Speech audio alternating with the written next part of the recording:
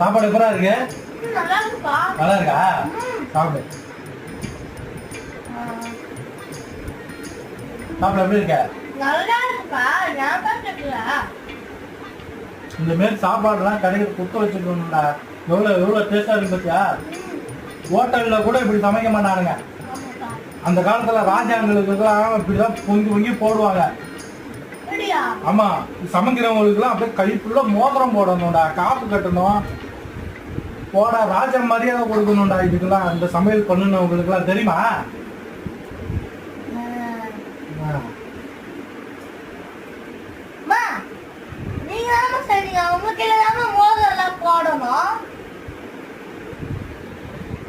என்னடா பண்ண சொல்ற? சமைச்சதே அவன் தான்டா. அவனே அவனை பெருமையா பேசிக்கிறான். அவனுக்கே மோதிரம் போட்டுக்கணும்னு சொல்லிக்கிறான்.